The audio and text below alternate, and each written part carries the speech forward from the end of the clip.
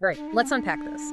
We are diving deep into one of the most challenging, misunderstood, and frankly weaponized terms in global discourse today, jihad. Mm. If you've spent any time at all reading news headlines, over the last couple of decades, the immediate association that jumps to mind is violence, conflict, terrorism. Or holy war. That's the big one. That's the one, the single most pervasive and, as we'll find out, misleading translation of all. And that narrow, violent definition is precisely what we need to challenge today. I mean, it is profoundly frustrating for millions of Muslims globally who see this core concept of striving in their faith just completely hijacked. Hijacked and simplified. Totally. By extremist groups on one hand and sensationalist media on the other. So our mission here is to move past all that, past the headlines, and really execute a deep dive into the Arabic meaning, the historical understanding and the complex classical legal interpretations of jihad. Right. We want to understand what the traditional majority view of this concept actually is and how it evolved.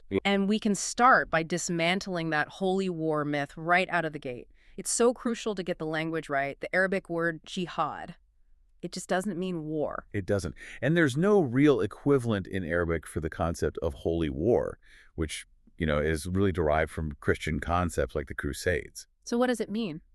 The word jihad simply means struggle or striving. That's it. This etymological distinction is absolutely foundational because it immediately pushes the concept far, far beyond just military action. It grounds the idea in effort, persistence, exertion. Exactly. When you see the word jihad or its cognates in Islamic texts, or when you hear Muslims using it conversationally, it overwhelmingly refers to effort exerted in the cause of religion. It's a striving for moral excellence. So this effort, it can manifest in countless ways, right? The vast majority of which are what? Spiritual? Social. All of the above. Yeah. Spiritual, social, ethical. So we could be talking about striving to be a kind person, striving to be honest when it's really difficult. Yeah, or striving to fight against social injustice. Even in contemporary interpretations, you hear some people talking about a green jihad, struggling to implement sustainability and fight climate change. That's fascinating. So for most Muslims, this spiritual and ethical striving, that's the daily lived reality of the concept. It's a deeply personal commitment before it is ever anything political or military. Okay, so to understand that breadth, we have to look at the earliest sources. The root word jada appears in the Quran multiple times, correct? It does. And the source material shows that its usage can be both military and non-military. Sometimes the meaning is even, a bit ambiguous, which leaves room for interpretation. And you see the same complexity in the hadiths, the collected sayings and actions of the Prophet Muhammad. Exactly. But there's one specific tradition, one hadith, that became incredibly famous and really influential throughout history in defining the full scope of jihad. This is the one where the Prophet Muhammad is returning from a battle, a physical conflict. That's the one. He returns from a successful battle and makes this really striking statement to his companions. He's reported to have said, "You are now returning from the lesser jihad to the greater jihad. Jihad al-Akbar." And that one line just establishes this fundamental distinction. It became central to spiritual understanding across the entire Muslim world.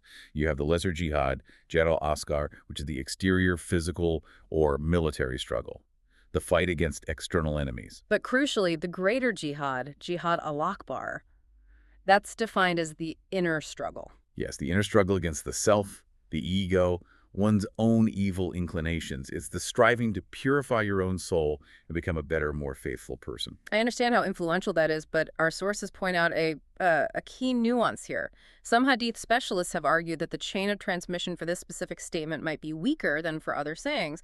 So if there are these, historical doubts, how did it remain such a central pillar of Islamic morality? That's an excellent point, and it gets to the heart of how theological tradition works versus, say, simple historical verification.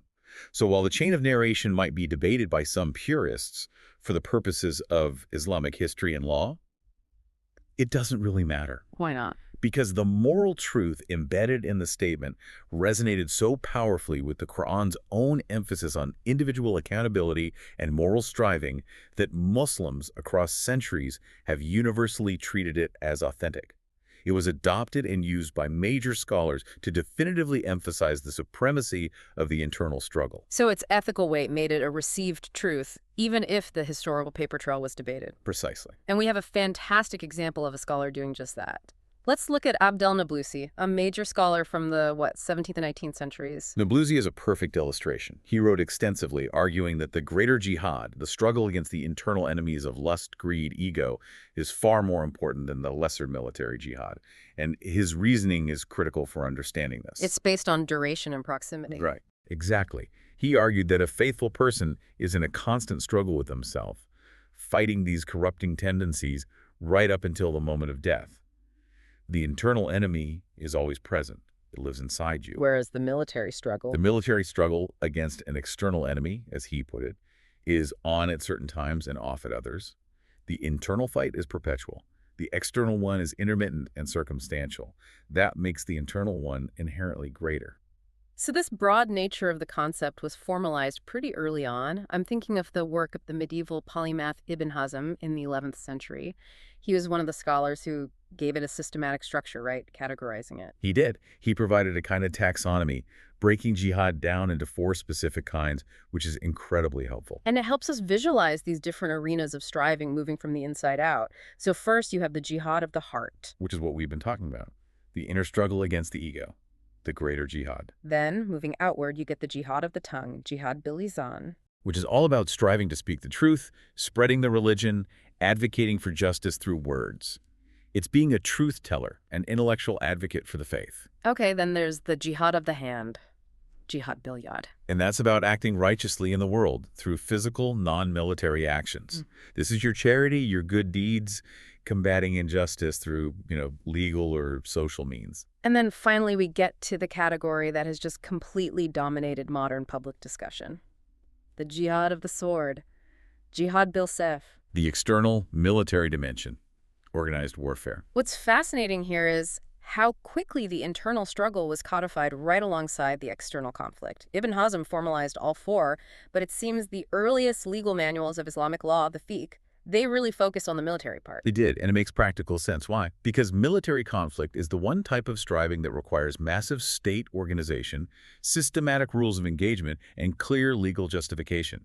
It was the practical reality that needed the most urgent and systematic legal structuring. And that necessity really sets the stage for how Muslims historically understood organized warfare and what they called CR, or international law. Exactly, which brings us to that external military reality. So we're shifting now from that internal moral struggle to the external political and military side of things. To understand the legal constraints placed on the jihad of the sword, we have to go back to the very origins of the community. And the earliest permission for force granted in the Quran was very clearly framed around self-defense. That's a key textual anchor. I'm looking at the verse. Fight in the way of God against those who fight against you, but begin not hostilities. Indeed, God does not love aggressors. It sets a clear, conditional boundary on violence.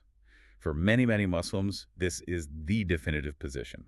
Violence is only permitted in response to aggression. You fight back against those who start the hostilities. The narrative we often hear, the one cited by critics, emphasizes verses that seem to allow for outright offensive war. And the most prominent example, the one that's always quoted out of context, is the famous sword verse in Surah 9. Right. And at first glance, it does sound like a command for relentless conflict. I mean, the line often cited says something like, kill the polytheists who violated their treaties wherever you find them, capture them, besiege them. It sounds uncompromising if you just read that part. It does. But this is a prime example of why reading scripture in context is so essential. We miss 2 critical pieces of information when we read that isolated line. Okay, so what's the first one? First, the verse is specifically addressing polytheist tribes who had just violated a pre-existing peace treaty with the early Muslim community. It was a targeted declaration of war against specific, hostile, treaty-breaking groups, not a blanket command against all non-Muslims for all time. And the second piece of information? Equally important. Critics, almost always, and I mean always, neglect to include the verses that immediately follow. And those subsequent verses completely change the tenor of the command. They absolutely do. The very next verse says, but if they repent, perform prayers, and pay alms tax, then set them free. Indeed, Allah is all-forgiving and most merciful. So the military action is conditional. It's immediately called off upon repentance. And it gets even more generous, doesn't it? Even more so. The verse right after that commands the prophet that if any one of the polytheists asks for protection, he must grant it to them, so that he may hear the word of Allah, then escort them to a place of safety. So it transforms this seemingly harsh verse into a highly constrained set of rules that prioritize peace, repentance, and guaranteed safety. Exactly. It's a world away from the kill them all interpretation. So while the initial permission was self-defense, it is clear that many early Muslims saw the movement after the Prophet's death as, well, expansionist. They were spreading the rule of Islam, what they called Dar al-Islam, the abode of Islam. And this was viewed not just as religious conquest, but as spreading a just social and political order to replace what they saw as oppressive systems. This expansionist policy was visibly put into practice under the early caliphs. But this is where the strategy gets really interesting, especially when you factor in another crucial principle. There shall be no compulsion in religion. That's a direct quote from the Quran, and early commentators interpreted it very clearly. You cannot force conversion. Which leads to this fascinating economic and political dimension. I hadn't realized this, but early Muslim leaders, particularly during the Umayyad Caliphate, they often discouraged non-Arabs from converting. Right. And it was largely for pragmatic fiscal reasons. It all comes down to the jizya tax. It does. The early Islamic state depended heavily on it. Non-Muslims, the people of the book, so Christians and Jews and later Zoroastrians, they paid this tax. And in return, they got complete freedom to practice their religion, they kept their own legal systems, and they were explicitly exempt from military service. It was basically a tax for being a protected non-Muslim citizen of the state. That's a good way to put it. And the fiscal logic is simple but profound. If too many people converted to Islam, they'd stop paying the jizya. And they would start requiring state support as soldiers or administrators. The state's income would plummet. And we have historical evidence of this. The sources note that sometimes when non-Arabs like Persians did convert, there were periods where they were still required to pay the jizya. The state was just that resistant to losing the revenue, even if it created a bit of a legal inconsistency.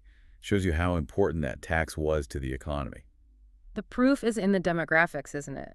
The lands conquered by Muslims in the 7th and 8th centuries, they didn't become majority Muslim for centuries. In some places, not until the 900s. Conversion was clearly a slow, gradual process, driven by social and economic factors over a long time, not a mass, forced event right after a military victory. This just highlights how inclusive the system was, especially for its time. Islam as a governing worldview included and protected other religions. They were given protection, or dhimma, and freedom to practice. The Quran itself indicates that places of worship, monasteries, churches, synagogues, and mosques are all protected from destruction. Some scholars even argued it was obligatory for Muslims to fight to protect those places from other attackers. When you compare it to other empires of the time that often had convert or die policies, the jizya system was a form of religious pluralism that was, frankly, profoundly inclusive for its era. And this idea of Islam being spread by the sword in this, monolithic, destructive wave, it also runs into trouble with the archaeological record. It really does. I mean, yes, battles happen between armies. We have records of them. But the archaeological evidence from within the conquered cities tells a much quieter story. You see basically no evidence for major destruction, mass killings, or big disruptions to everyday life. Exactly. Churches and synagogues continued to be used. Cemeteries were still operating. Life went on. The conquest was often archaeologically invisible in terms of urban destruction. Which suggests the Muslim armies were actually adhering to those rules about protecting non-combatants and holy sites. It does. And it suggests the conquest was often a transfer of political power at the top, not a cultural cleansing from the bottom up. We even know early Islamic armies included Arab Christians. Some sources even say that in the very early days, Muslims and Christians sometimes shared worship spaces. It's a far more complex picture than we usually assume. Okay, so since this military action, the Jihad of the sword, was a political reality, the early Muslim community developed these really sophisticated systems of international law, which they called siyar. This is essentially their codified just war theory. It governed when war was justified, that's ad bellum, and critically, how it was to be conducted justly in bello. And the ethical foundations for these rules came directly from the Prophet Muhammad. Before any battle, he laid down these core restrictions. Things like, do not kill the old, women, children, or babies. Do not commit treachery or mutilation. Do not uproot or burn fruitful trees. Avoid striking the face. And, crucially, do not kill monks in monasteries or people in places of worship. The focus was so heavily on protecting infrastructure and non-combatants. And these rules were immediately and publicly enforced by his successor, the first caliph, Abu Bakr. His famous 10 instructions to the army are often cited as the backbone of Islamic just war theory. He's confirming the Prophet's principles. Do not commit treachery, do not mutilate dead bodies, do not destroy inhabited areas. And specifically, leave people devoted to monastic services alone. It shows this early, consistent commitment to very high ethical standards in warfare. This was all formalized by influential early jurists, right, like Muhammad al-Shaybani in the 8th century. He was a foundational figure, and al-Shaybani and others established a key conceptual cornerstone. Military jihad is a collective duty, a fard kifaya, not an individual one, a fard aim. Okay, that distinction is incredibly important. Let's slow down and unpack that. A collective duty, fard kifaya.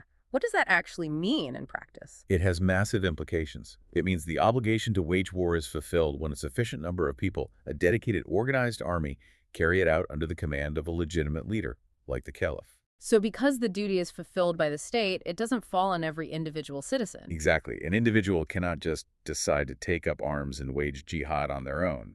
It's not a DIY project. And this legal requirement is the primary reason why traditional scholars today completely reject the actions of modern terrorist groups. It is. Because these groups operate without any legitimate state authority, their military actions, no matter how they frame them religiously, are considered illegitimate and illegal within the traditional framework of fiqh. That's the crucial legal bridge. Okay, so what was the next big legal debate? The precise reason for waging war? The causa belli. Right. Was the cause of fighting unbelief or kufr in itself? Or was the cause simply fighting back against aggression? And the sources show there was a debate, but the majority view, led by jurists like al-Shaybani, was that the cause of fighting was not unbelief. It was the ability to fight. This distinction is a profound legal move that dictates everything about how you conduct a war. Al-Shaybani argued that while polytheism might be the utmost offense, punishing unbelief is God's job on the Day of Judgment. So human authorities can't wage a war just to punish disbelief. The role of the state is to prevent fighting and secure the rule of law. Precisely. The legal reasoning was that only those who actively fight you, the combatants, can be fought.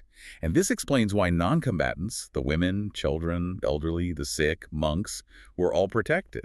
It wasn't just a nice moral idea, it was a legal necessity flowing from how they defined the cause of war. So, even with this commitment to defense, the jurists still detailed circumstances that justified what we would call offensive warfare wars to spread the rule of Dar al-Islam. Al-Shaybani detailed 3 permissible circumstances. The first one is straightforward: self-defense, obligatory when the state is invaded. Clearly justified by the Quran.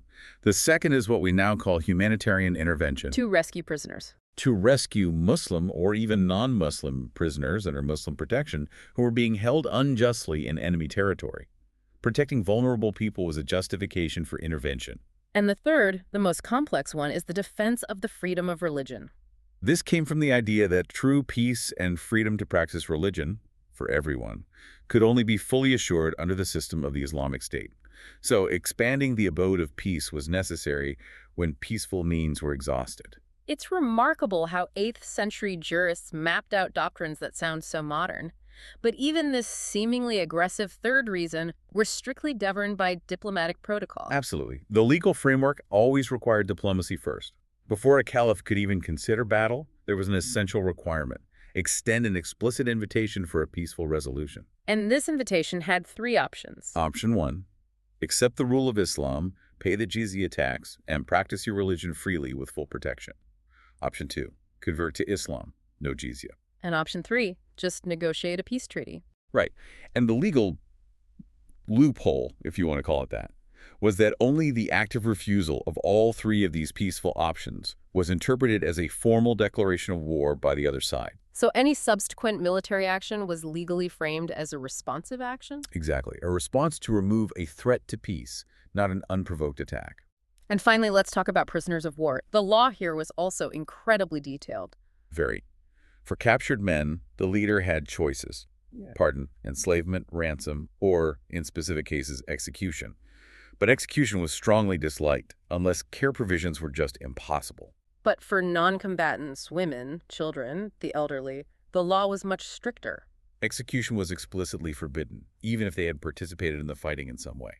This principle of protecting the vulnerable was incredibly consistent. We even see later very traditionalist scholars like Ibn Taymiyyah asserting that anyone who doesn't constitute an offensive power should not be fought. And we have historical anecdotes showing this ideal in action, like Abdul Qadir al-Jazari in the 19th century. The Algerian freedom fighter.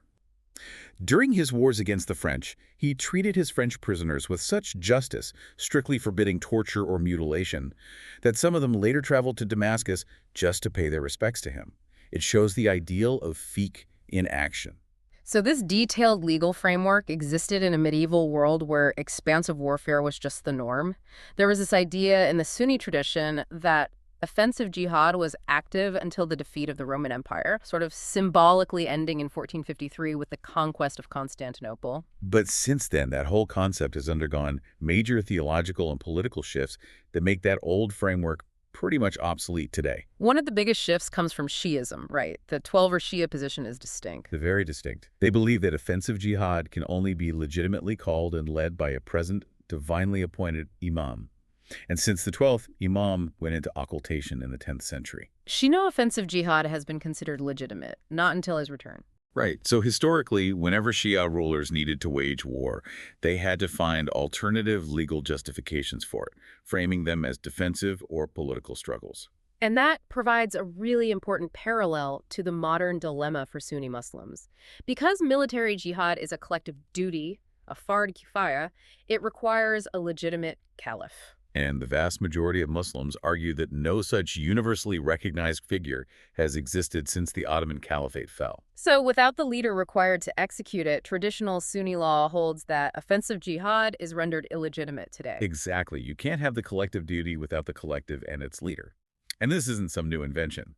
The Senegalese Sufi master Ahmed Bamba argued in the early 20th century that because circumstances had changed, and there was no caliph, engaging in offensive jihad would cause too much human loss and material destruction. So he concluded it was inappropriate, forbidden, effectively.